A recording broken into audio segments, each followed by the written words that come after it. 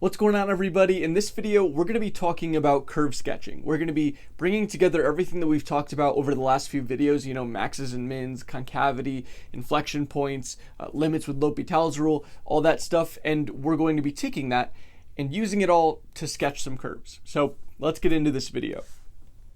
So to start this video, I'm going to be going over a step-by-step process for how to do these problems. These problems are pretty big. As you can see, we only have 3 problems to do in this video, but this video is pretty long, right?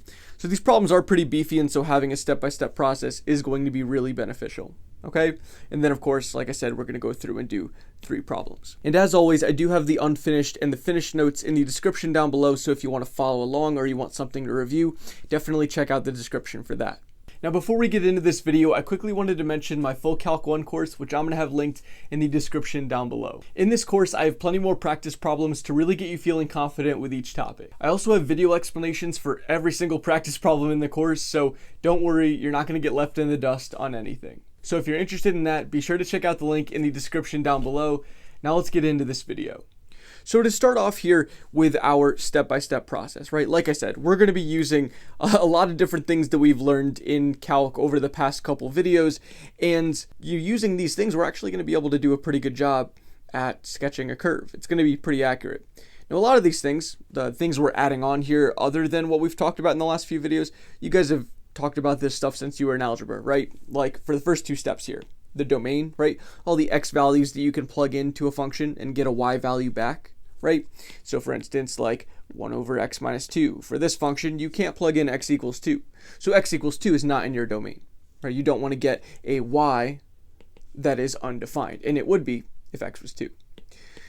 And then you also talked about intercepts, right? Intercepts, your x and your y intercept. I know that some people tend to get confused when you see x and y intercepts together, right? When you just see like x-intercepts asked for in a problem, right, by itself, you're like, oh yeah, I'm looking for the zeros, right? But when people think about x and y-intercepts, sometimes they get a little confused there.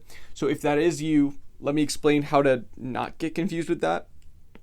Okay, so what I would just do to think about this, right, is that if you're looking for the x-intercepts, you're looking for the places where you're crossing the x-axis, right? You're trying to cross this axis. And what line did I just draw here? Well, that is y equals 0. And so when you're trying to find the x-intercepts, right, the places where you touch y equals 0, you want to, let's say you have y equals x minus 2, you're going to set y equal to 0, right? You're on y equals 0. And then it's the same thing, right? If you're looking for the y-intercepts, I wish this line was like on the axis, but whatever, you get it. If you're looking for these points, now you're on the line x equals 0, and so now you're setting x equal to 0 and you're solving for y. Okay? So that's how I would think about it if you are getting confused with that. But yeah, let's move on to the next item here, and that's symmetry. So symmetry is not something that you have to know, right? It's not something that you need to identify 100%. If you don't see the symmetry, it's not a bad thing. In certain equations, they have symmetry, they're odd or they're even or they're, periodic. Like if you see a cosine or a sine, you can kind of understand, oh yeah, this might repeat over and over again. But, if you don't know if it's odd or even, if you have a hard time with that, if you forget about it for a problem, it's not a big deal. It's just going to probably require you to do a little bit more work during the problem. And you'll see that in this video. Okay, so for instance, an odd function, right, that's got symmetry over the origin. So getting back to my white marker here, right, that's like y equals x cubed. What you can do is you can take the right side of this graph and you can flip it over the y-axis, and then you can flip it over the x-axis. And this guy right here is going to be the rest of the curve, right? And that's how you know an odd function. And of course, you're not going to be looking at the graphs of these things. You're going to want to look at the function and be able to tell if it's odd or even. And you can use the whole function notation, and sometimes you're going to want to, right? Sometimes with odd functions, you'll need to know that negative f of x is equal to f of negative x, right? And that's cool. We'll get into that, right? But really, the quick way to tell, and this is what I would do, or else I really wouldn't worry about it too much. If you have a polynomial that's got all odd powers, right? This is like a 1. Then you know it's odd. That's just, I mean, that's where I would do. If it gets a little more complicated than that, you might not even want to worry about it. For even functions, it's the same thing, right? We're looking for powers and polynomials. And in this case, though, the symmetry is over the y-axis, right? So you can take the right side of the graph, flip it over the y-axis, and you get the left side of the graph. Okay? And so, again, looking for, with what I was just saying, looking for if a function is even or not. If you are dealing with all even powers, this counts as having an even power because you can think of that as x to the 0 power, right? 0 is considered even. And so this is an example of an even function, something that has symmetry over the y-axis. And if you're looking for the function notation of that, that would be the f of negative x is equal to f of x. Right, and so this one should be actually pretty easy for you to read, right? If you plug in something like x equals 2, the y value that you get from that should be the same as the y value that you get from x equals negative 2. Right? That's really what this is saying. And so maybe you can follow along with that. That's just how I think about it. Of course, again, with periodic, you're looking for sines, cosines, and then we'll do an example of that later. Now, asymptotes is the next item on this list. You'll look for horizontal and vertical asymptotes. For horizontal asymptotes, you're looking for the limit at infinity, right? You're looking for the limit at infinity, the limit at x as x equals negative infinity, right? Both of these things are where you could have horizontal asymptotes occur. And then you also have vertical asymptotes. Vertical asymptotes don't occur. Horizontal asymptotes are like the end behavior of a function, right? If a function goes off into infinity, or if it just kind of converges to some y value, right? It gets closer and closer to it. For a vertical asymptote, though, it kind of occurs in the meat of the function, right? So example for y equals 1 over x, right? Nothing interesting goes on like over here or over here, right? If you're talking about the interesting part of the function, right, that's kind of where your vertical asymptotes occur, right? So they're occurring, they're not the end behavior like horizontal asymptotes are. And so what you'll need to look at for vertical asymptotes, you're going to want to look at the limit as x approaches. In this case, it's 0. And you'll want to look at it from the left-hand side, right? That's when you're going down to negative infinity in this case. You also want to look at that limit from the right-hand side, right? In this case, the right-hand side is going up to infinity. And it's good to know both of these because the more you have, the more you have out of this, the better your description of the graph and the easier it's going to be to graph the curve, okay? Now, you probably can get away with not calculating both of these limits or maybe kind of forgetting about that a little bit. If you know it goes to infinity, you'll be able to figure it out later if you know it's increasing or decreasing. But if you don't feel comfortable with anything I've just said for the past 10 seconds, I would still calculate those limits. So the next thing is the first derivative test. This is starting to get into the stuff that we have been talking about over the past couple videos. With the first derivative test, the things I'm talking about is finding your max and mins and finding your intervals of increasing and decreasing.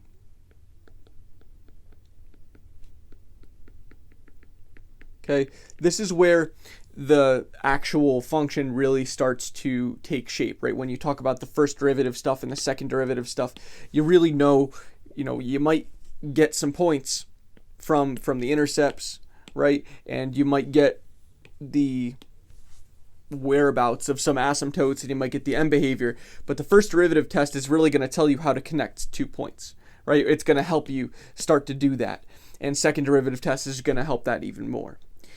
So the second derivative test is going to give you your inflection points and if you're concave up and concave down. Now, in the past couple videos, I've been referring to the second derivative test as just something that will help you, it's something you can do with a second derivative to see if you have a max or a min. That is one use of it, and a lot of people call the second derivative test specifically that. But I think what I'd like to call the second derivative test from now on, really, just because it makes it a lot more simple to explain and teach, is basically, the first derivative test gives you your maxes and mins, and it gives you your intervals of increasing and decreasing. Your second derivative test does exactly that same thing, but with second derivatives. So you're talking about concave up, concave down, and inflection points, right? So it's the process of taking that second derivative, setting up the sign chart, all that. Okay, so that's what I would relabel that as. Okay, and then what I say here, I have points, and what I mean by that is it's really nice to kind of organize all your points in one section, all your maxes and mins and inflection points. So if you find out all the x values of these locations, right, of these max and mins and inflection points, then you can plug them in this section and find your y values, and that way you have a nice little compact list. Now, that's just something that I would recommend. It's not going to look too great because on this screen because it's so small, but your paper is vertical, so it's going to be a little bit easier for you to see. So you can just do this section in these other two if you'd like. It's all up to you. You'll see what I'm talking about when we get into this. The last thing is the sketching of the graph. Okay, that's the last step. So let's move on to our first problem here, and that is to sketch the graph of f of x equals x cubed plus 3x squared. And just starting off with this guy, right, we're going to start off with our domain. Okay, the domain of a polynomial like this is just going to be from negative infinity to infinity, right? There's nothing special going on here. There's no place where this function is going to be undefined, nothing like that, so we're good. Next up on our list is the intercepts. Now the intercepts, let's first look at the x-intercepts. The x-intercepts are where y is 0, right? That's our zeros. And so from here we can just factor. We can go 0 equals, factor out an x squared, and you're left with a x plus 3. And so you see that our two x-intercepts are going to be x equals 0 and x equals negative 3.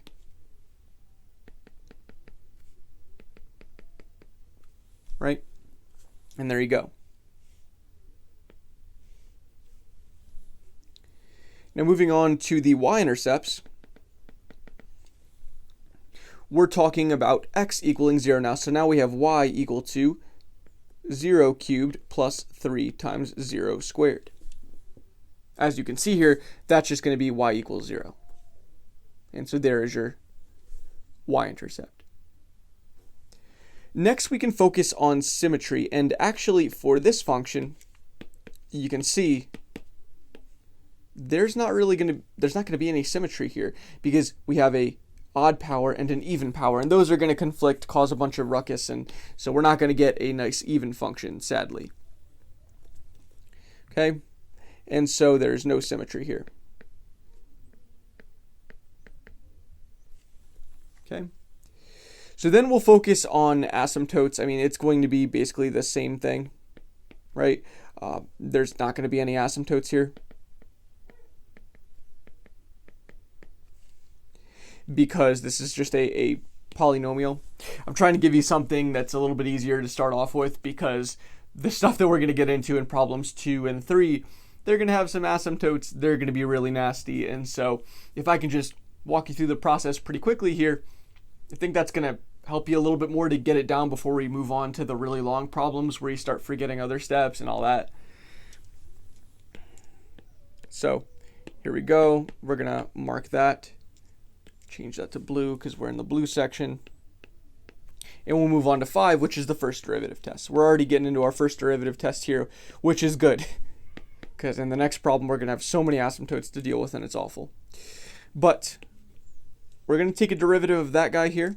I'll bring it down so you can see it. I feel like that's going to be something good to do every now and then, because these types of problems do take up quite a bit of room. So f prime of x is going to be 3x squared, right? Just the derivative of that guy, plus the derivative of the second piece, that's going to be 6x, right? Make sure you're good with your derivatives before you get into any of what's going to be in this video, right? If you got a review, because this problem, I mean, problems that come after this with the quotient rule and all that, they can be a nightmare. Okay, not trying to scare you though. Set this equal to 0, and then factor out a 3x. You can factor out a 3x here, and you'll be left with a x plus 2. Okay? So then we can just see, actually, we can already see that our critical points, right, the reason why we've set this equal to 0, we're trying to find our critical points, these points that could possibly be maxes and mins, and these are places where we could change from increasing to decreasing, right? So we are going to circle that right there. And then we're going to perform, or we're going to create a sign chart, right? We're going to take these two critical points, we're going to put them on a little number line here, okay? And we're going to calculate what the first derivative is, right? The sign of it, right? If it's positive or negative, we'll calculate what that is in the area I just circled here and here. To do that, we'll need a test point, and it doesn't matter whatever we grab here, because of course, whatever we grab in this area, whatever number, is going to have the same sign. It's going to be either positive or negative, and that's all we're looking for. So we'll grab x equals -3, okay? And that's going to be a 3, right, just plugging into this guy. -3 squared plus 6 times -3. That gives us a 3 times 9 is 27. That comes from here. And then we have a -18. That comes from here. And altogether, that is positive. Okay, that's all. I mean, you can go and find the number, but we can see already that it's positive. That's cool. We don't really need to waste any mental effort on that. Next, we need a number in between -2 and 0. I think -1 is excellent for that. And we'll start plugging in again. 3 times -1 squared plus 6 times -1. Okay. Remember, we're plugging into the first derivative here. We're trying to find the sign of the first derivative, whether the first derivative is positive or negative, because we want to see whether the slope is positive or negative. The first derivative represents the slope, right? And so if the first derivative is positive, we're increasing. If the first derivative is negative, we're decreasing.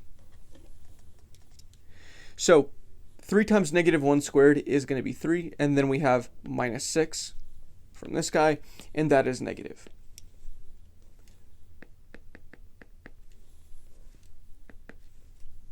And so now we'll plug in our last test point here. That's going to be x equals 1. I think that'll be a good one to use here. And so we'll plug that in. And you'll already see here that's going to be positive, right? We're not dealing with anything negative here, so of course it'll be positive. And so now we're going to be able to already tell our intervals of increasing and decreasing, and also the locations of any maxes or mins. We're increasing wherever we have a plus sign.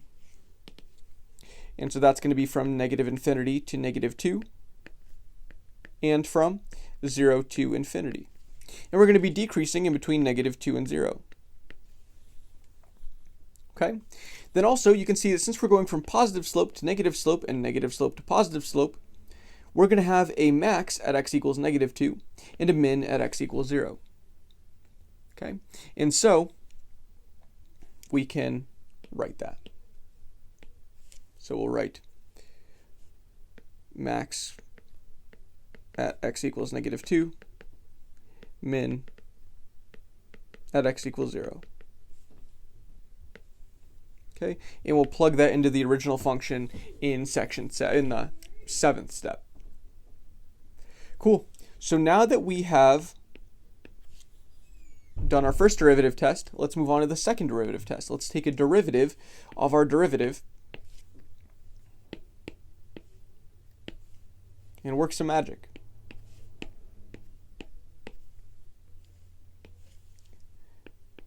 So taking this derivative here, we're going to get off of this 6x, and from here we'll get a 6. Okay, and then we just set our second derivative equal to 0, right? We're trying to find those second derivative critical points. That's what I like to call them. And so we subtract 6 on both sides. We get that 6x is equal to negative 6. And we divide by 6 on both sides to get that x is equal to negative 1. So that right there is our only second derivative critical point. So we're going to plot that here. Oops. Right like that. And we're going to use 2 test points, one on this side, one on this side. And remember, we're plugging it into our second derivative, because the whole point of doing this is we're trying to find whether now we are concave up or concave down. And all that we need to tell us that is whether the second derivative is positive, which is concave up, or if it's negative, which is concave down. So let's plug in a -2 first. That'll cover this area. And in doing that, we're going to get a 6 times -2 plus 6, right, plugging into this guy. And we get -12 plus 6. We know that's negative, and so we have a minus sign right here. Then we can choose 0 for over here. So we get 6 times 0 plus 6, and already you can see that that's going to be positive. And in doing all of that, you can see where we're going to be concave up and concave down. We're going to be concave up from -1 to infinity, and we'll be concave down from -infinity to -1. Okay, and then since we are having an inflection, since we're switching from a concave down to a concave up, that's an inflection point, right? We're switching concavity. So IP at x equals -1. Cool. So now let's move on to section 7, which is going to be plugging in our points. Okay. Cool. So we know that we have a max at x equals -2, a min at x equals 0. And so we'll say max is at f of -2. And just plugging in that to our original function, which is going to be all the way up here.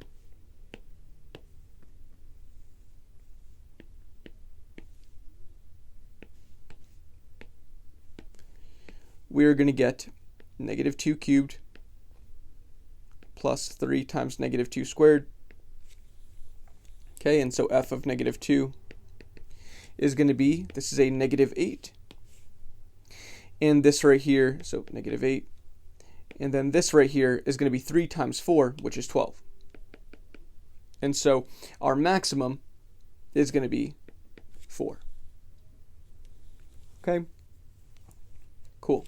And so I can even move that right here.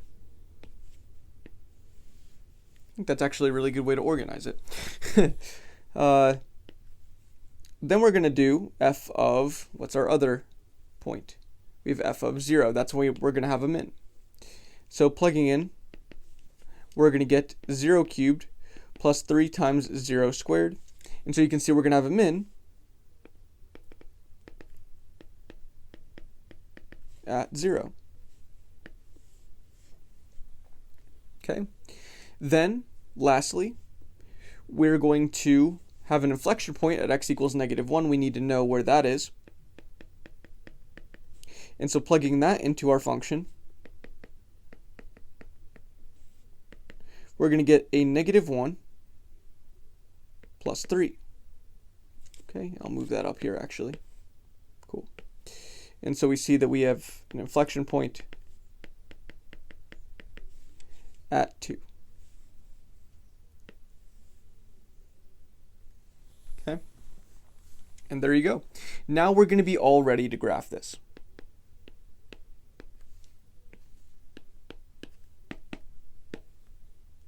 So I went ahead and I dragged down everything that we're going to need to graph this, right? I've dragged down all the information that we've found over the past 7 steps, right? Step 8 is this final step of graphing it. So if we've done a good job here, the graphing it should actually be the easy part. And so we'll just start off by graphing the points that we found. Graphing the points is great because it gives you structure to use all of this other stuff. And so we'll start off with those intercepts. We know we have an intercept at y equals 0, which is also x equals 0, right? The origin. And x equals -3 is our other point. So we'll do -1, -2, -3. Okay? And also, we can do our maxes and our mins and our inflection points. If we look at -2 here, we're at y equals 4. So 2, 3, 4, and this is your max value. So I'm going to draw a little dot right here.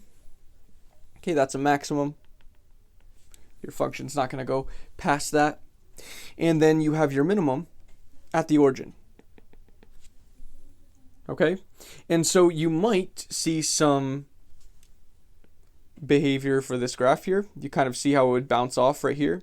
Then maybe it'll bounce off here, right, and do something like that. My hand's getting stuck to my iPad, so it's not looking too great, but the finished product will be nicer.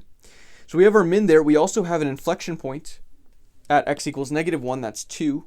So it's going to be right there. We can call that, and we can just do IP to write that it's an inflection point. Okay, and now we can start with this function here and graph it. So we know we're increasing from -infinity to -2, okay? And so we're increasing from, I guess we'd have to increase from -infinity, right? Because there's no asymptote. And we are going to be not concave up because that's not in our interval here, but we are going to be concave down. Okay? And so we're going to have to come up, go through this, and we end at our max. Okay? Now, one thing to notice here, right? I am going to divide this into sections here. It was just hard for me to explain that at first because, so that's why I haven't really tried, because the intercept doesn't count as anything special happening, right? I want to divide this into sections with all of the derivative information. So that's a section right there from -infinity to -2. This is going to be a section from here to our inflection point because we know that something special changes at the inflection point. Something special changes so that we need to graph the curve differently. Okay, so that's how I like to divide into sections here. Okay, then we're going to have a section from our inflection point to the origin because we know at the origin we're going to be changing from decreasing to increasing. Right, and then we're going to go from the origin to infinity. Okay, the intercept doesn't count as anything special happening, right? We're still increasing, we're still concave down. So, before and after hitting x equals -3. So now, when we turn around, we got to go back through that inflection point. And so you can already see, without even really having to look at the first and second derivative information, that the graph is going to do that, right? So it should start to flow kind of smoothly. Okay, so we're going to be concave down still till -1. We're decreasing now, and we're still going to be decreasing right to the origin. But now, since we've hit this inflection point, we're going to be concave up, and we're going to be concave up for the rest of the time. Okay. Now that we've hit 0, we're going to be increasing all the way till x equals infinity, right? So we're good, and we're still going to be concave up, so it's just going to look like this. Okay, and wow, that's still just bad drawing. There, that's a lot better. I'm happy with that. Cool. All right, so there you go. That is the first problem done for this video, and it is, it is pretty quick for this problem to do all this information. It still is a lot, but at least it's a little bit quicker. Sometimes you get into some nastier problems, and so I figured that I'll just dive right into some of these nastier problems with quotient rule and all that, just to give you the worst of what to expect. So, let's get into it. Problem 2. So this is going to be pretty rough. We'll get into that, especially with the intercepts and the quotient rule. Not the intercepts, sorry, the asymptotes and the quotient rule. That's going to be annoying, but we'll get into this here. The first step is to do domain. Okay, for the domain of this function, We just know that, well, this denominator can't be 0, right? So what values of x could make this denominator 0? Well, we could factor this into x minus 1 and x plus 1. And so you could see that x cannot equal -1 and it can't equal 1 either. Okay? So the domain is going to be everywhere except for those points. So you see how we're skipping over it right here? See how I'm saying, oh, from -infinity to -1, not including it, right? So I'm stopping there and I'm starting back up there. And then we're going to do the same exact thing at 1. So that's our domain. And you can see that we're pretty suspect. Actually, I'm not going to circle that in green. Circle it in white. You can see that maybe, since this is a denominator that's becoming 0, right, we could end up with vertical asymptotes there. And then maybe that's just a thought that crosses your head. It doesn't really matter if it does or if it doesn't, but you know, we'll still see that. We'll still see that later in the problem. So section 2 is the intercepts. We'll start off with the x-intercepts. For these x-intercepts, we can set your y equal to 0. And in solving this here, when you're solving for your intercepts with a rational function, right, a polynomial over a polynomial is called a rational function. Okay? When you have something like this, what you want to do is you want to multiply that denominator on both sides, right? You only need to, because the only thing that's going to make this fraction 0 is if the numerator was 0. The denominator can do nothing to help that unless the denominator is also 0, and then you end up with a problem. Then you don't get a point there at all, right? But we're not going to, I mean, you're going to see that right here. If you multiply that denominator on both sides, which I don't really have enough room to show here, so I'll just write the product of that, which will be 0 equals 2x squared. Right now we've gotten rid of that denominator. If you look here, you notice that x equals 0 is the solution, and that doesn't conflict with our domain at all. We're good. Okay, so that's the x-intercept. So now we'll do the y-intercept, and that's just going to involve us setting the x is equal to 0. So we'll do 2 times 0 squared over 0 squared minus 1. And that's going to be y equals 0, right? You see a 0 on the top, a -1 on the bottom. It's going to be 0. Okay. Next, we can talk about the symmetry.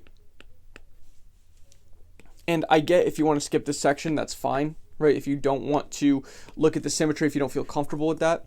But here, that could really help us for later on, because this is actually symmetrical. And the reason why I say that is because look here, we only have anytime we see an x in this problem, right, in this function, it's being squared, right? And so if it's being squared, it doesn't matter if we plug in a -1 or if we plug in a 1, right? The square is going to make those two numbers, the same exact thing. They're both going to end up being 1. And so they're going to do the same exact thing in the function, and so you end up with the same y value, right? So it doesn't matter if you plug in -1 or 1, you get the same thing. So why do we care? Well, that is the exact same thing of what happens in a even function, right? A parabola, for instance, the most basic even function. Doesn't matter if you plug in 2 or if you plug in -2, you're going to get the same y value. That's exactly what I was just saying, but the same thing happens for this function. So this function is also even. And if you can see that right away, great. If you can't, no big deal. Right? It might take you a little more work down the road. And you'll see where I'm talking about that in a second. But you can see this is an even function.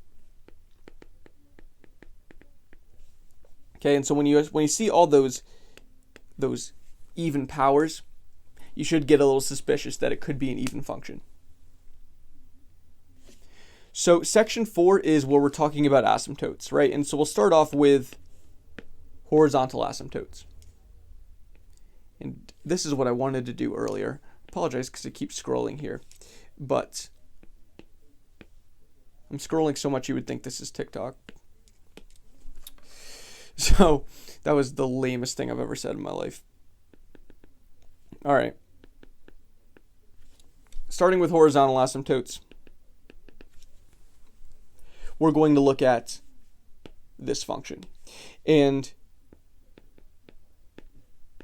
we're going to look at the limit as x approaches infinity of this guy. Now, to evaluate a limit like this, you can see here that, I mean, if you remember anything about this, we have the highest power of x on the top and bottom is 2, right? We have x squared on the top, x squared on the bottom. And so these x squareds kind of battle it out, right? And so like long term, when you have these really, really large x's, the -1 doesn't matter anymore because you're dealing with such large numbers. And so really, these x squareds end up canceling out essentially because this -1 is basically gone at this point. And so you're approaching 2/1, right? You approach the coefficients on the x squareds. And so the limit is 2. If that doesn't make sense to you though, right? And so the quick way of explaining that would be, it's the coefficients on the x squared, right? 2 divided by 1 here. But the long way of doing this, if you're not comfortable with that yet, is to divide by x squared on top and bottom, right? So actually what I'll do is I'll write this like 1 over x squared, 1 over x squared. And so if you distribute that 1 over x squared through on the top and bottom, you don't really need to do any distributing on the top, but you do on the bottom. On the top, you're just going to end up with 2. On the bottom, you end up with a 1, right, when you multiply the x squared by it. And then when you multiply the -1 by it, you get a -1 over x squared. And you can see that as x goes to infinity, this goes to 0 because the denominator is getting bigger and bigger and bigger. So the entire fraction will end up going to 0. And so you get a 2 divided by 1, that is 2. And so there you go, y equals 2 is your horizontal asymptote. Now it is good to note here if both the right side and the left side will obey this asymptote, right? You can have graphs where only one side is obeying an asymptote. Like for example, in the graph of, the first thing that comes to my mind is like y equals x e to the x, right? This function kind of comes through.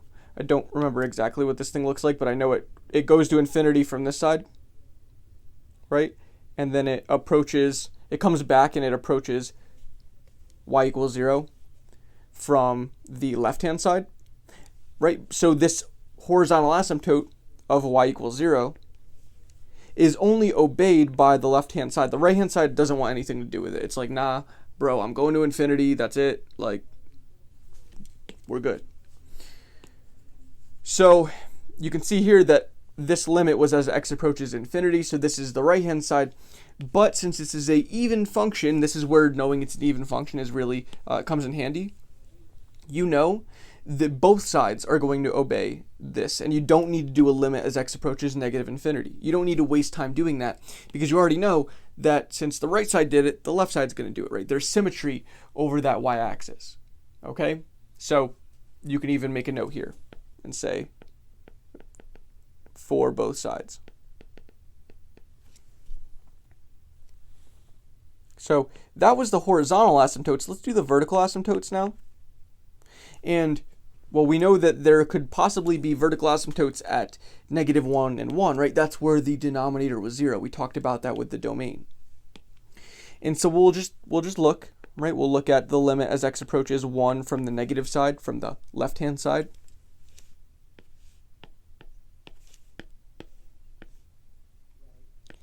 And so as you can see here, if we are looking at this just on the top, we're going to end up with some positive number always, right? And nothing special is happening on top. If we plug in 1, we're good on top. But on the bottom, that's where things start to get a little hairy. We don't know exactly what's going on. We know it's going to 0, but in what way is it going to 0? Well, let's check that out. If we are looking at values of 1 from just a little bit left of 1, we're talking about values like 0.99, 0.999, all that stuff, right? It's just a little bit less than 1. If you square that, you're still going to have something that's a little bit less than 1. and you subtract 1 from it, you get a negative number. That's getting closer and closer to 0. And so you get a positive over a negative, and that's really what we're looking for here. We know this thing blows up, but it's good to see, oh yeah, we have a positive over a negative here, and we have this thing going to 0. Right? And so we know that this thing goes to negative infinity. It's not going to positive infinity because the denominator is negative. Right? And so positive divided by negative is negative. That's what you should look for here. I know this isn't very good notation at all, but it just kind of helps you visualize what's going on. Okay? And now let's look at the limit as x approaches 1 from the positive side. And that'll be the last limit that we have to do, because we already will know what's going on the other side, since this is an even function. Now again, the numerator is going to stay positive. Nothing's going to change that. It doesn't matter what x value we plug in at all, because it's being squared, but we're still plugging in values that are really close to 1. Now they're just a little bit bigger than 1. Okay? And so if we square a number that's a little bit bigger than 1, it's still going to be a little bit bigger than 1. And if you subtract it, you're going to get a positive number now. Right? You subtract that 1, you're going to get a positive number. And that positive number, though, is going to get closer and closer to 0. You're thinking about things like 1.01 minus 1, 1.0001 minus 1. These are all positive numbers. They're just getting closer to 0. And so this thing blows up, but now it blows up to infinity, not negative infinity. Okay? And so now what you can see is, and you can even just think about a graph quick of an even function. We have a vertical asymptote here and here. Since from the left side this is going to negative infinity and to infinity from the right hand side, we know that that thing happens on the other side. So there's symmetry about the y-axis. And so the limit as x approaches 1 from the negative side of this function, right, from the negative side, from the left hand side, it goes to infinity. And from the right hand side, this thing's going to negative infinity. And so those limits are already done. And I feel like, I mean, unless your teacher was mega evil or something, you would get, like an even function or something like that if you were dealing with a lot of limits and a lot of asymptotes. But that's just my opinion. So now that we have the asymptotes done, right, we've already figured those out, we can move on to the fifth section, the fifth step, what I should call it. That's the first derivative test. So we're going to need to take our function of 2x squared over x squared minus 1, and we're going to need to take a derivative of it. And this is where the quotient rule starts coming in. Okay, so to do quotient rule, we know that u is going to be equal to 2x squared, right? That's the top piece. The bottom piece is x squared minus 1. Then we do the derivative of the numerator, that's 4x. And the derivative of the denominator is going to be just 2x. Okay? And so plugging in our quotient rule here, we're going to have u prime v, which is 4x times x squared minus 1, minus v prime u, which is a 2x times 2x squared, all over v squared. And v squared is going to be x squared minus 1 squared. Okay? And so just simplifying that numerator a little bit, we're going to get f prime of x is 4x cubed minus 4x minus a 4x cubed. So you see the 4x cubes go away.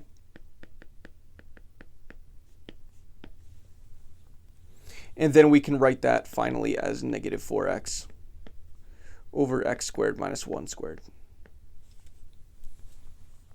Okay? And now, like we usually do, we're going to set this equal to 0. We're going to find the critical points from there. And then we find the intervals of increasing and decreasing with a sign chart, maxes and mins, that stuff.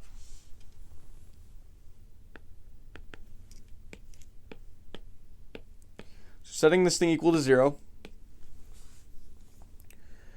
what we can do is, yes, we can see here that x equals 0 is going to make this thing 0, right? Because again, it's the numerator. We don't care about the denominator when we're talking about the values of x that are going to make this thing 0, unless the denominator is also 0, in which case we end up with a little bit of confusion there. But x equals 0 we know is going to be a critical point, right? It's going to make the numerator 0, and we know it doesn't make the denominator 0. We know that the only things that make the denominator 0 are x equals 1 and x equals -1, right? It's the same denominator that we had before, just now it's being squared. But I'm listing that 1 and the -1 over here because these are also critical points, right? It's not just where this thing equals 0. Okay, it's not just where this first derivative equals 0. It's also where this first derivative is undefined, and so it's also where the denominator is 0. Okay? So you got to look out for that.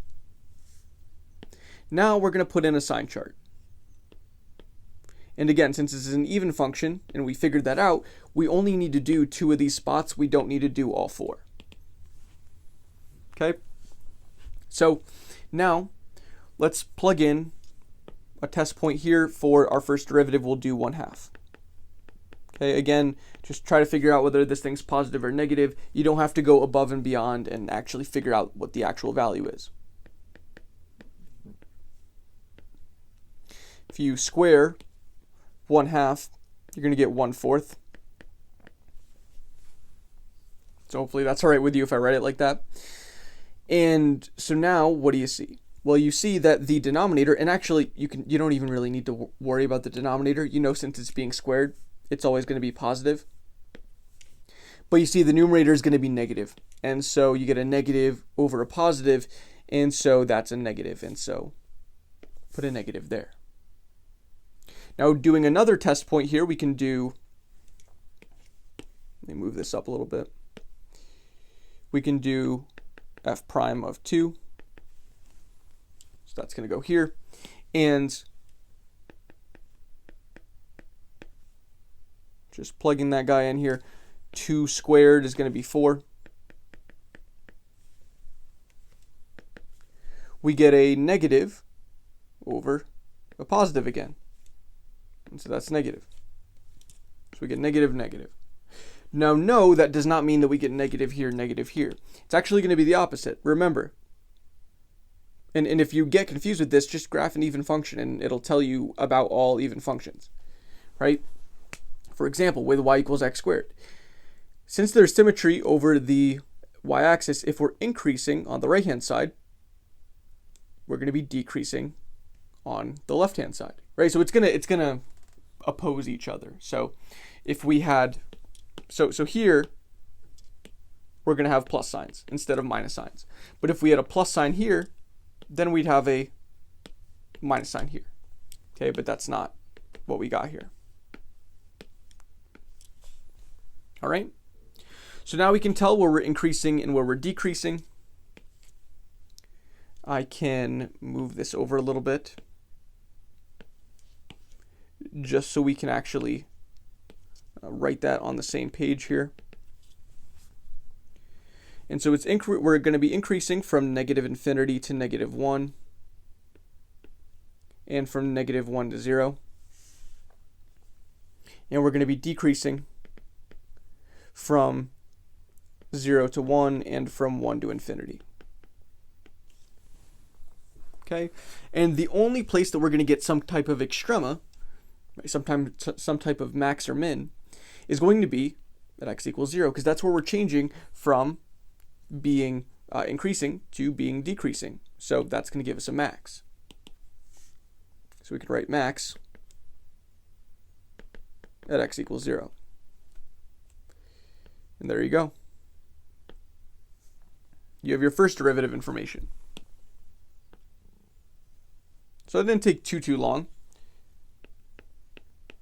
But now we'll move on to the second derivative stuff. And this is where it starts to be like, all right, this is enough. I don't want to have to take another derivative of this guy. Remember, actually, let me get a better clip of this. Oh, actually, I don't have one. All right, so we'll write f prime of x is equal to, we have this guy. And now we have to take a derivative of this guy. So this is going to be another quotient rule, and now our denominator isn't so nice. So we're going to have to do some chain rule here in our quotient rule. So our top function is negative 4x. Our bottom function is x squared minus 1 squared. And so the derivative of our bottom function is negative 4. Or sorry, the derivative of our top function is negative 4. The derivative of our bottom function, well, this is a chain rule. We're going to just move that 2 out front and leave the inside alone. Okay, just like its power rule. There'd be a first power here, but we don't need to worry about that. And then we do the derivative of the inside. The derivative of this inside piece is going to be 2x. Okay, so you take this derivative like its power rule, you leave the inside alone, and then you multiply by the derivative of the inside. Okay, so it's like a power rule, and then it's the derivative of the inside piece. That's chain rule. So v prime, multiply that 2 and the 2x together, and you're going to get 4x times x squared minus 1. Okay? And so now we can write that our second derivative is going to be u prime v, so negative 4, times x squared minus 1 squared, minus v prime u, so minus 4x, times x squared minus 1, times negative 4x, all over v squared. And v was already being squared, so now it's going to be to the 4th power. All right?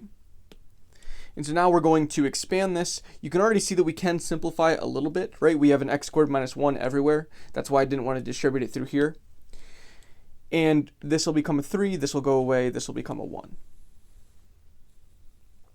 So our second derivative is now negative 4 times x squared minus 1 minus, actually it's going to be a plus 16x squared. Right, that's the negative 4x times the negative 4x. And then we're over x squared minus 1 to the 3rd power. So we're going to distribute through here. We get that the second derivative is equal to negative 4x squared plus 4 plus 16x squared over x squared minus 1 cubed. And actually, you guys don't have to erase anything if you don't want to, but I'm going to move this up here. Oops. And then I'll just simplify it down here. And this is going to be now a 12x squared plus 4 all over x squared minus 1 to the 3rd power. Okay? That right there is our second derivative. All right, cool. So now we set this thing equal to 0. We're looking for where this thing is undefined, also where this thing is equal to 0. Now this thing's going to be undefined at the same points as it has been. Right, it's going to be undefined at these points. But is it going to be 0 anywhere? Well, now let's look at the numerator. The numerator is never going to be equal to 0. And so this whole fraction can never be equal to 0. How do I know the numerator will never be equal to 0? Because it's got an x squared here. It's got an x squared, so we're never going to get something negative out of this term. And if we have always something that's positive being added to something that's positive, you're always going to get a positive. It's never going to be 0 or negative. Okay? So these are the only two values that we're going with here. We're going to go 1, negative 1. Okay. We only are going to have to calculate 2 of these because if we know this guy, we'll know this guy. Okay. So let's actually plug in a test point into our second derivative. I think 0 would be a great place to start. Right, that'll be for here. So we're going to get 12 times 0 squared plus 4 over 0 squared minus 1 cubed, which here you see we're going to get a positive number. Of course, we're always going to get a positive number on the top. And in the denominator, we have a negative 1 cubed. And so the negative doesn't go away there. You get a positive over a negative, that's a negative. Now we'll plug in x equals 2 for the area on the right-hand side.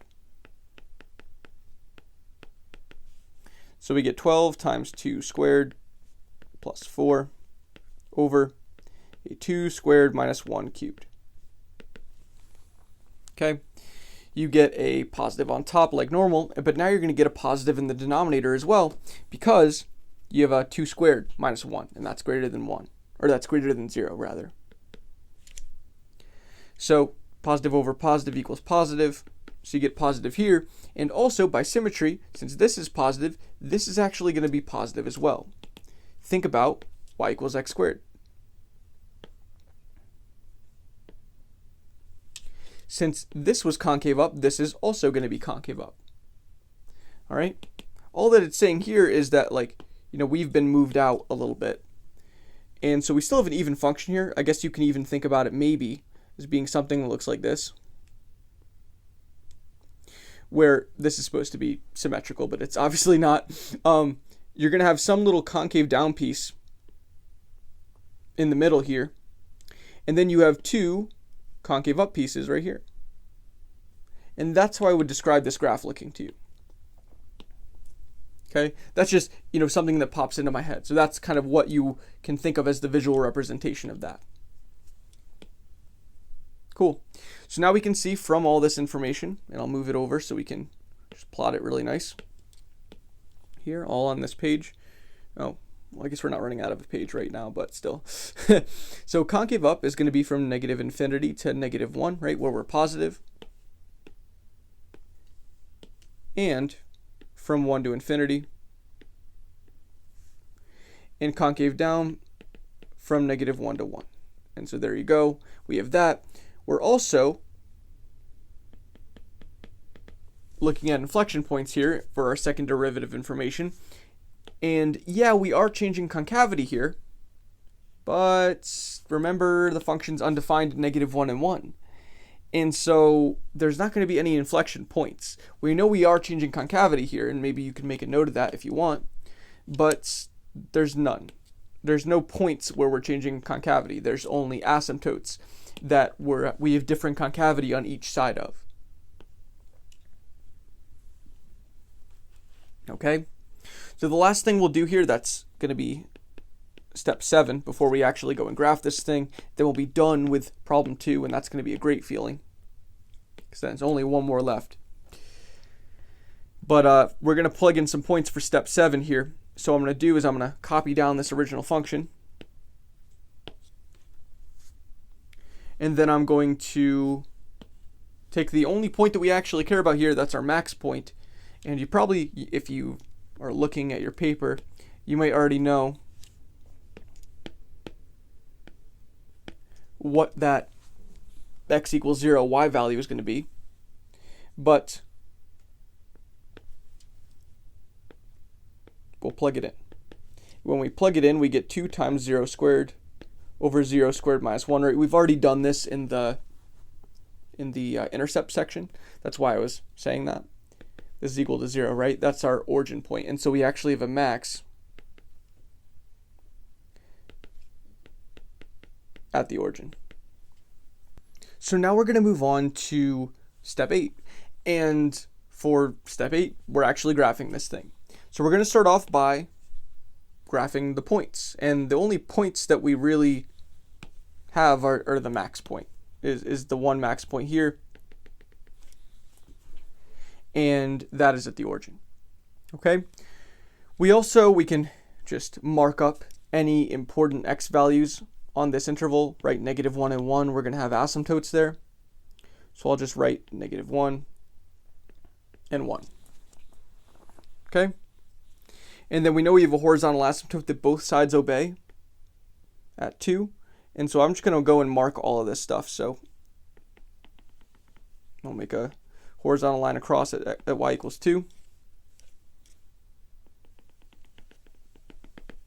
a vertical line down at -1 and 1. And yeah, we're ready to go. So to start off here, I'm going to look at the section from -infinity to -1. And for this section, we know we are increasing. Okay, we also know that we are starting from this asymptote, right? And so are we going to start from below it, or are we going to start from above it? Well, if we're increasing, we better be starting from above it. And you can probably already guess it's going to go like that as we get closer to that x equals -1 mark. Okay? And so you can see here that also agrees with us being concave up. And so we're good. It also agrees with our limit, but yeah, that's cool. So next, we are going to look at this little section right here from -1 to, or actually I guess from -1 to 0 is fine, because we do have a maximum point there. We do have some things changing at that point. So here, we know that from -1 to 0, we're increasing. So that means, and so this is why, you can get away with it if you don't really want to look at all this information. If you just want to know that it's infinite, that's probably good enough for you. Because if you know that you are increasing, you know that you're going to have to come from this direction, not from this direction. Okay, so you're going to come from this direction. If you're increasing, you're going to have to come to that point right there. And of course, that matches up with it being concave down. Then since we know this thing's even, we know this side's got to be exactly the same. And so we go down, and we're going to have one of these guys. And that right there is your function. Okay? That's really all it is. Cool. So now let's move on to our final problem here. Our final problem is doing some of this stuff, but with trig. Okay, so it's basically the same problem as before, like the same kind of like fraction, right? But now, yeah, we got some triggy here, so it's gonna be really fun. So first off, the domain. The domain is going from -infinity to infinity. How can I already tell that? Because the only place where this, we know cosine and sine, they both go from -infinity to infinity.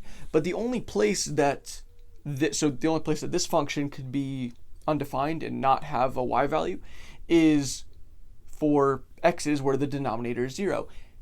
But sine can't be -2. That's the only thing that could make this denominator 0 if sine was -2.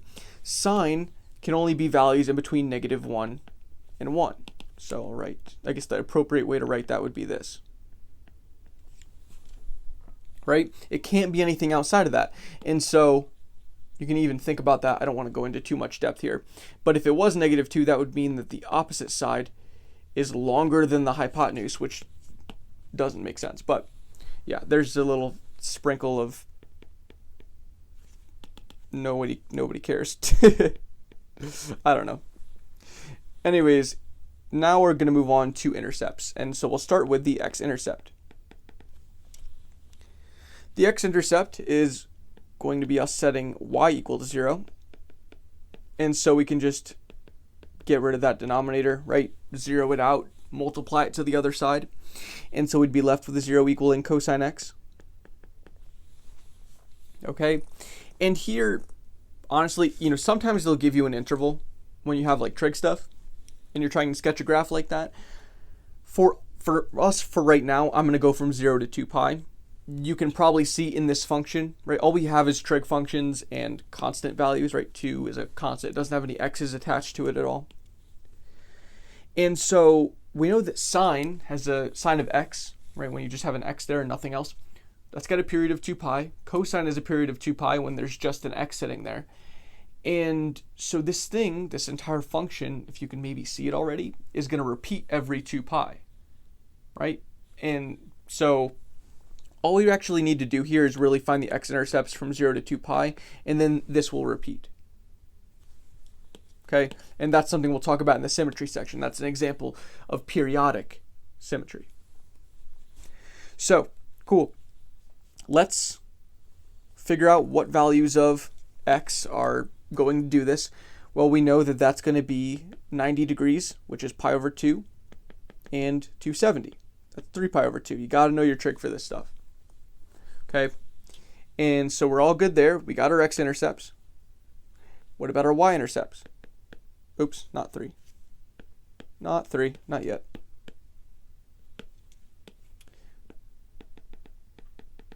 For our y-intercepts, now we have x is equal to 0.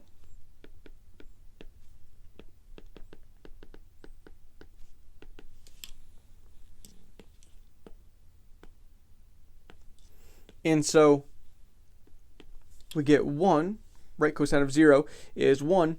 And in the denominator, we're going to get 2 plus sine of 0 is 0. So we get 1/2. So our y-intercept is y equals 1/2.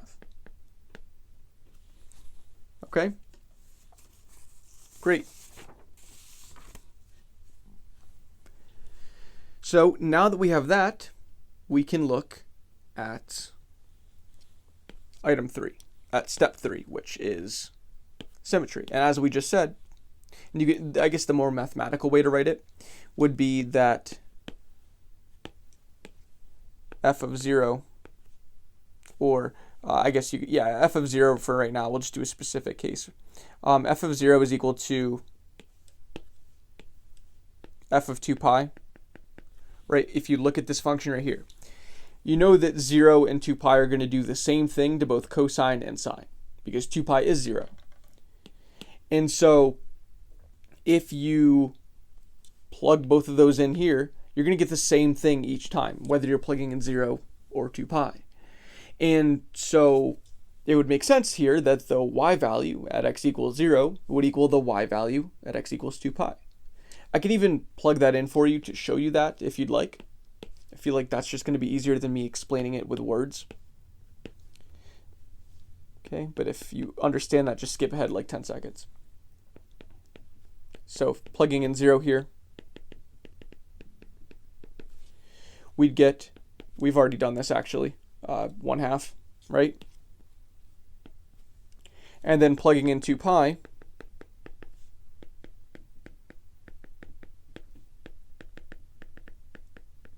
again, cosine of 2 pi is equal to cosine of 0. They're the same thing. And so you still get a 1 on top. And in the denominator, 2 pi, sine of 2 pi is the same thing as sine of 0. So you're going to still get a 2 on the bottom. And so these two things are equal. And so you get this repetition every 2 pi. And so we really only care about all these different values in between 0 and 2 pi. And then we can repeat it on and on and on. All right? Cool beans.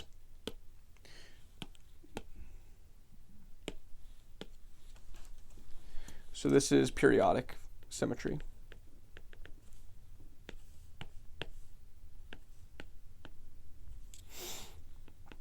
Now for step 4, we're looking for asymptotes, right? If we're looking for horizontal asymptotes, first we're looking for the limit as x approaches infinity of this function. And does that make any sense? Well, as cosine goes to infinity, or as sine goes to infinity, what happens? Is there anything special that happens? Like, does it approach a certain value? No, it doesn't, right? Cosine is just going to keep going like this. Sine is just going to keep going like this. They're both going to keep just waving back and forth in between -1 and 1. Nothing special happens. They don't converge to any specific value, right? They don't just stop all of a sudden. They keep going. And so this limit doesn't exist, right? There's nothing specific that it approaches. There's no y value that it converges to. And so the limit as x approaches negative infinity is going to be the same way. Nothing's going to happen. So then we move on to vertical asymptotes. And for vertical asymptotes, we're looking where the denominator is 0. Well, we've already looked at the domain, right? The denominator can't be 0 here. And so there's going to be no vertical asymptotes either. So we can write no horizontal asymptotes and no vertical asymptotes. That's awesome.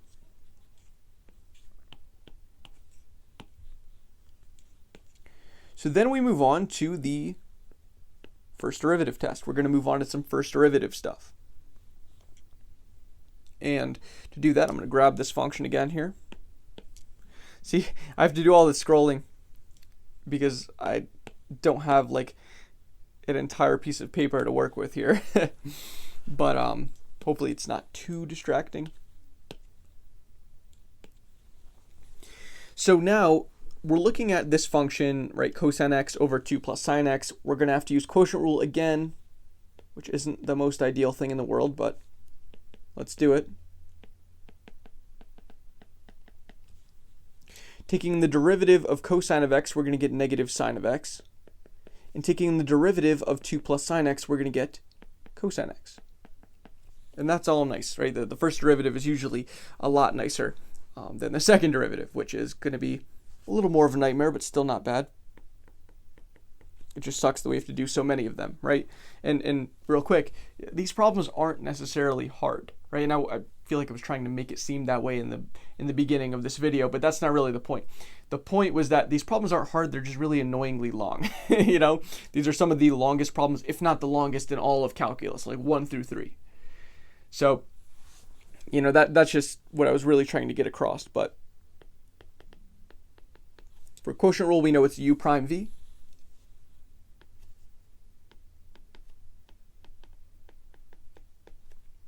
Minus v prime u. Right, cosine of x times cosine of x is cosine squared of x. Over v squared, that's going to be a 2 plus sine x squared. And so we can distribute that negative sine of x through, and we get negative 2 sine of x minus sine squared of x minus cosine squared of x over that same denominator, 2 plus sine of x squared. Okay, I feel like I should move that down a little bit. I feel like it's a little too crowded here. But now we see that we have a sine squared and a cosine squared. And so you might be thinking, well, maybe there's some kind of like sine squared plus cosine squared that we can pull out of this and get 1 and this be nice. And we can't. Let's just pull out a negative and make this thing negative 2 sine of x plus sine squared of x plus cosine squared of x.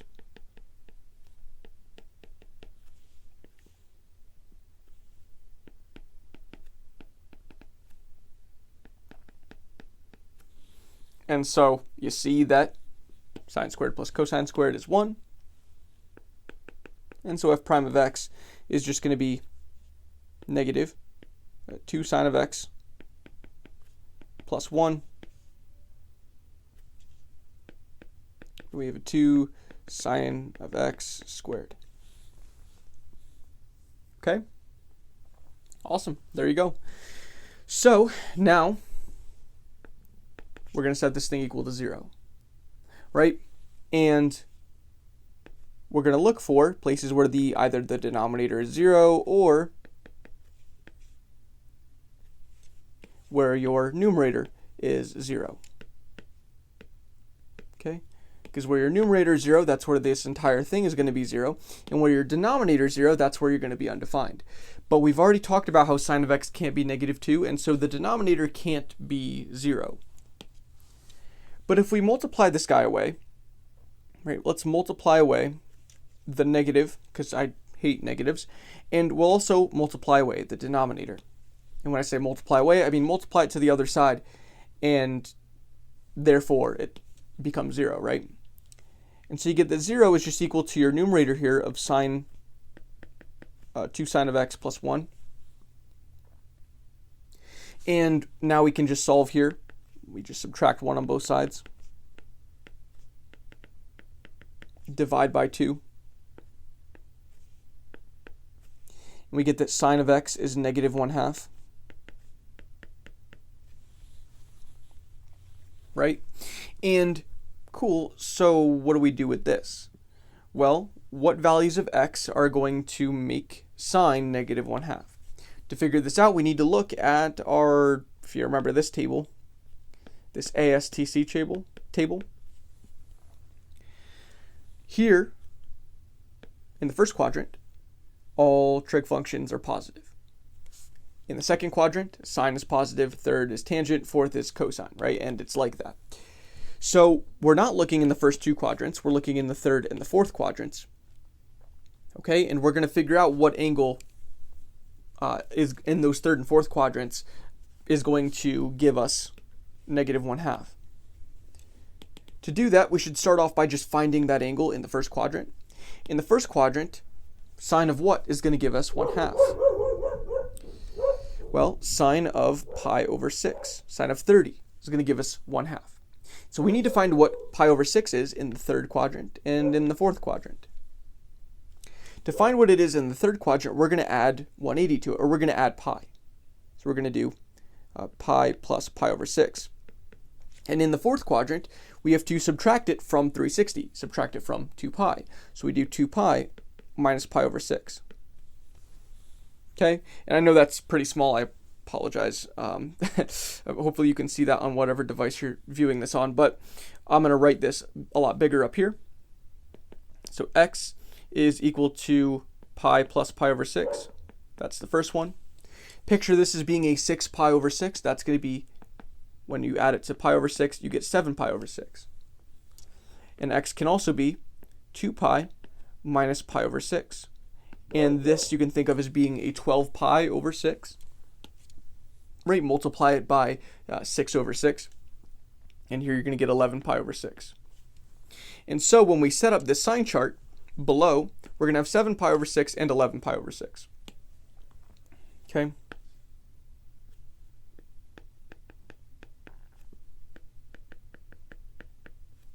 And we can cut this thing off at 0 and 2 pi.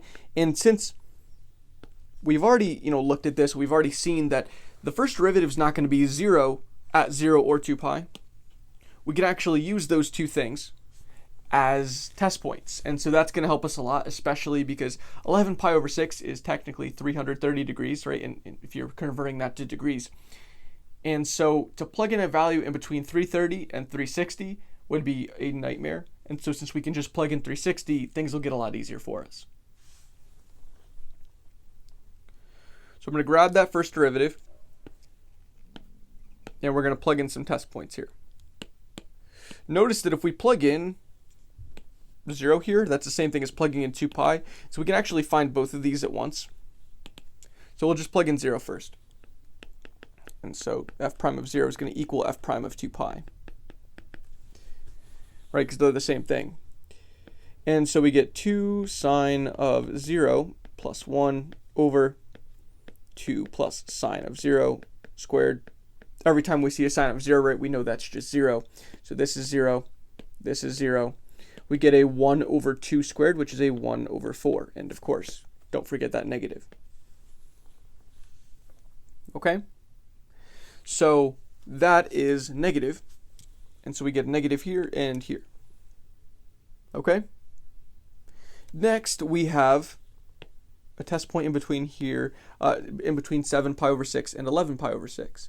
The 7 pi over 6 is in the third quadrant, right? And so 11 pi over 6 is in the fourth quadrant. I think a good angle that's in between those two is 270, right? 3 pi over 2.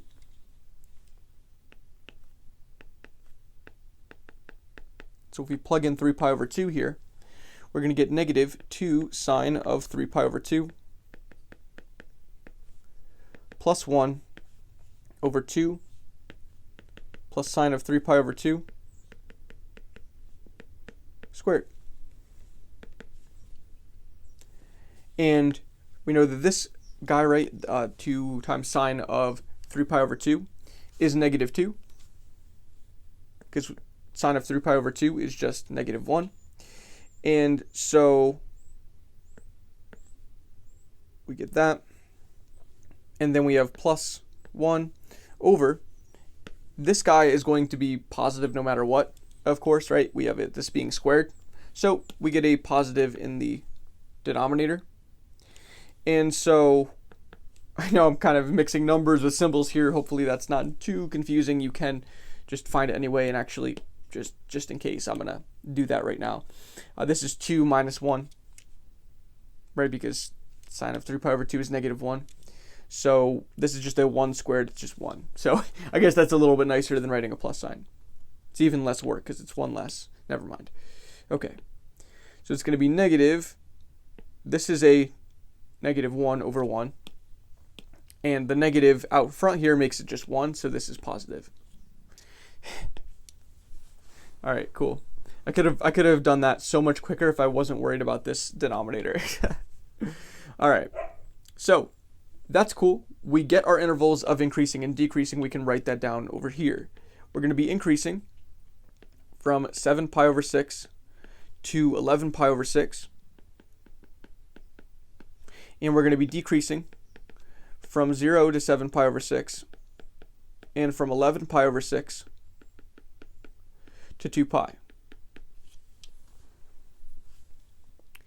Okay, that's our increasing and decreasing intervals. And then we also have maxes and mins to worry about. We're going to have a max at 11 pi over 6, because we're going from positive slope to negative slope.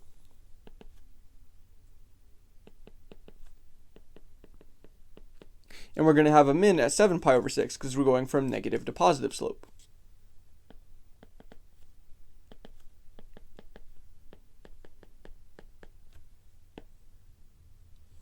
Okay, so those are going to be something that we plug into the actual function later in this problem. Because we got to get those y values, right? So the last gross part of this problem is right here. And what color was this section? Was it yellow? It was yellow. Okay, cool. I feel like that's an odd color combination. Oh, no, actually, it kind of balances out because this is the fourth section, and I like to make the fourth section yellow. All right, cool. So for what are we on? We're on second derivative test. We got to take another derivative here. I need to stop talking so darn much. Okay, copy this.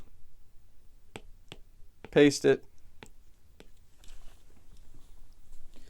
Second derivative here is going to require us to do a little bit of quotient rule. It's going to be the nastiest quotient rule of the day. So the negative we can distribute it through. Right, the jig's up. We got to do some negatives now. And so we get that the derivative of the top is going to be negative 2 cosine of x. And then we have to do the derivative of the bottom. The bottom is 2 plus sine of x squared. And so the derivative of that guy is going to be, well, we do chain rule, right? We bring that 2 out front, and then we're just going to have a 1 here. We're leaving the inside alone. That's the power rule part. Then as a consequence of being able to use power rule on something we shouldn't have used power rule on, we have to take a derivative of the inside. The derivative of the inside is cosine x. And so v prime is going to be 2 times cosine x times 2 plus sine x.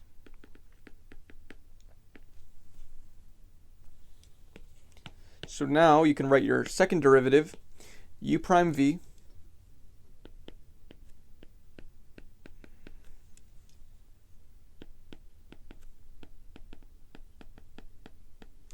minus v prime u.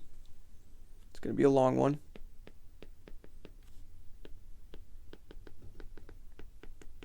We can work with this negative here, because since both of these have negatives, we can factor that out and make this guy a plus sign. So then we have 2 sine of x plus 1. And then this is all going to be over v squared, which will be 2 plus sine of x to the 4th power. Okay, so that's as nasty as this thing's going to get. Now we're just going to simplify it. Okay, we can factor out, or we can cancel off, rather, a 2 plus sine of x everywhere. And so we're left with negative 2 cosine x times 2 plus sine x plus 2 cosine x times 2 sine x plus 1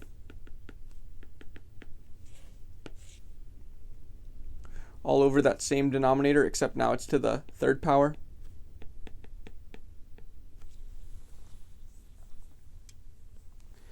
Then we're going to want to distribute this negative 2 cosine x through here, and that 2 cosine x through here. And doing that gives us negative 4 cosine x. Get a negative 2 sine x cosine x plus 2 sine x, or not 2. Sadly, it doesn't cancel off like that. We're going to get a 4 sine x cosine x. And then you get a plus 2 cosine x.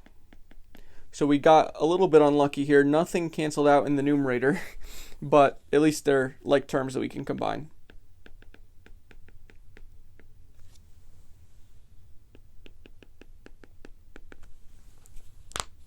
So we combine like terms. We're going to get a 2 sine x cosine x minus a 2 cosine x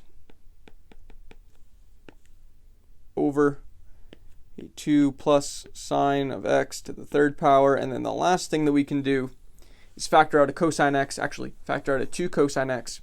And that's just going to make it a little easier to see what's going on when we plug things in.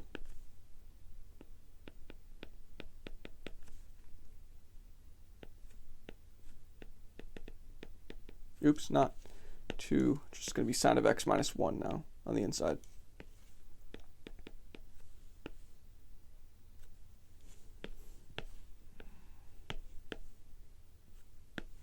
Okay, I want you to appreciate all the work we've just done. See, look at that, even in the first derivative stuff. We've just done all of that. That's crazy. All right, and yeah, so now we have our second derivative. We can set up, well, before we set up a sign chart, actually, that's what I was about to say, and I'm getting ahead of myself here because we got to now figure out where it's 0. Again, the denominator's not going to be undefined at all. So we're just looking for where this numerator is 0. So let's look at where 2 cosine x times sine of x minus 1 is equal to 0. Well, we know that cosine of x can be 0 at pi over 2 and 3 pi over 2. What about this whole entire second piece? When is that going to be 0? Well, it will be 0 when sine of x is 1, and the only angle where sine of x is 1 is pi over 2. So we already have that down, we're good. So now, guess what the best thing would be to do here? We'll set up our sign chart below. I just want to give us enough room to work with this.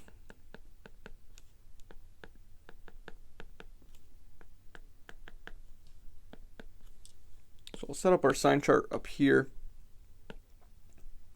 And then I'll bring our second derivative down. And we'll start off by plugging in 0 for this area, and we'll plug in 2 pi for this area, which, I mean, those two are the same thing, so we're good. We'll just plug in 0, and that'll give us both of these areas. That's what I should have said.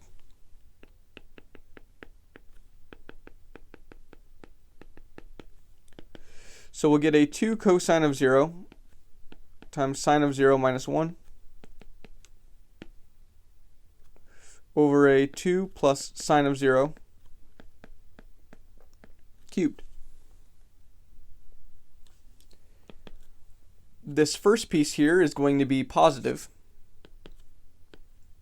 This second piece here, since sine of 0 is 0, that's going to be negative.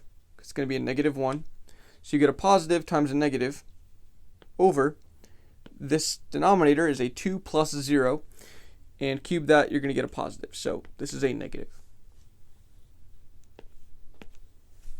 Okay, then just a number in between pi over 2 and 3 pi over 2, we can go with pi. And so plugging pi in here, we're going to get 2 cosine of pi, not equals, sine of pi minus 1 over a 2 plus sine of pi cubed. And right here, 2 cosine of pi, we know that that's going to make cosine negative 1. And so we get a negative for the first piece here for this guy. Sine of pi is 0, and so we just left with the negative 1, so we have a negative out of that. And then we get 2 plus 0 in the denominator, that's going to be a positive. So we get a positive overall. Okay, then we can finish off this step and move on to the more fun stuff by just calling things concave up and concave down and talking about our inflection points. We're going to be concave up from pi over 2 to 3 pi over 2. We're going to be concave down from 0 to pi over 2 and from 3 pi over 2 to 2 pi. And we change concavity at pi over 2 and 3 pi over 2. We know we're not like undefined there or anything. And so we can write down our inflection points.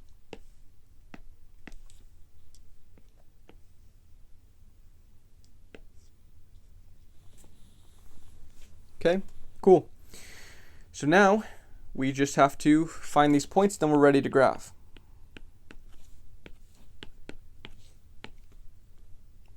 So we'll start off with the max and the mins. We know we have a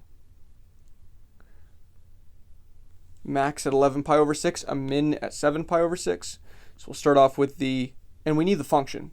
So scrolling back up, where's our function? It's a long ways up. Here it is.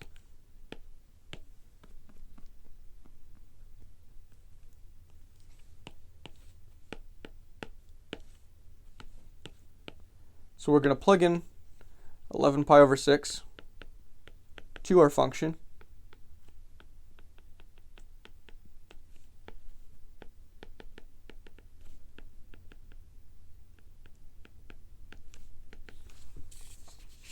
Okay.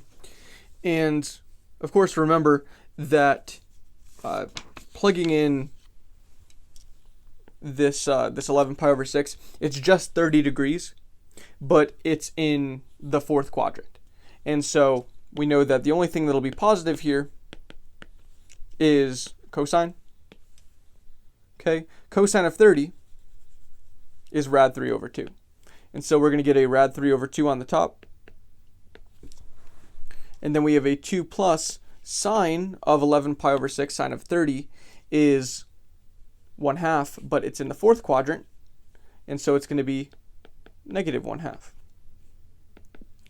And so we get a rad 3 over 2 over a negative, not a negative, just a 3 over 2.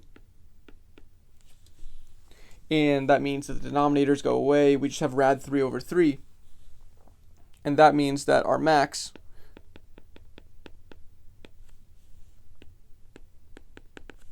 is going to be this. Actually, this is 3 to the 1/2 over 3 to the just first power. And so if you do subtraction of exponents here, this is 3 to the negative 1/2, which is the same thing as 1 over 3 to the 1/2. Which is 1 over rad 3. Okay. That should make a little more sense in your head than this entire mess, but yeah. So this is 1 over rad 3. Okay. Cool. So now we're going to deal with the min. We're going to deal with 7 pi over 6. And this, again, is just 30 degrees, but now it's in the third quadrant.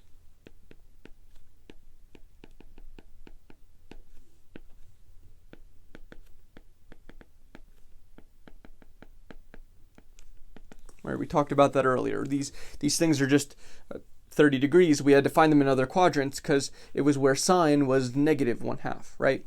And so we know sine's 1/2 at 30 degrees. We had to figure out what quadrants made sign negative. But anyways, cosine of 30 is rad 3 over 2, but we're negative here because we're in the third quadrant. Only tangent is positive in the third quadrant. And so we're also going to get a negative 1/2 for sine, right? Nothing's going to change out of here. So we get a negative rad 3 over 2 over negative, not negative, I keep saying negative, 3/2. The denominators go away. You already see we have the same exact thing as we had before, except now it's going to be negative. So our min at x equals 7 pi over 6 is going to be negative 1 over rad 3.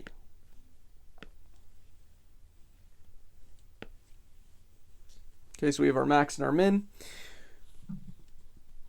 We also have some inflection points to plug in at pi over 2 and 3 pi over 2.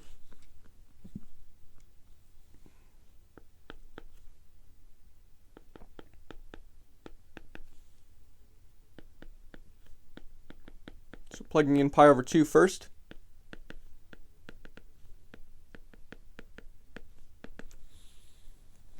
Cosine of pi over 2 is 0.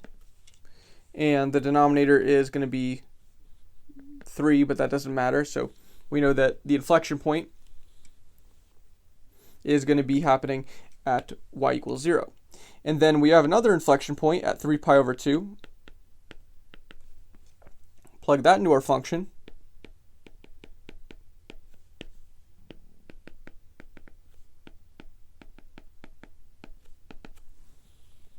And again, still, cosine of 3 pi over 2 is just like it was before.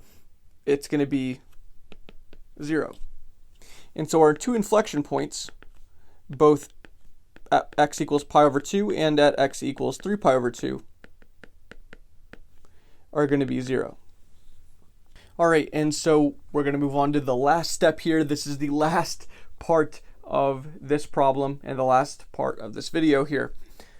We're going to graph this baby. And so we're going to graph it from 0 to 2 pi.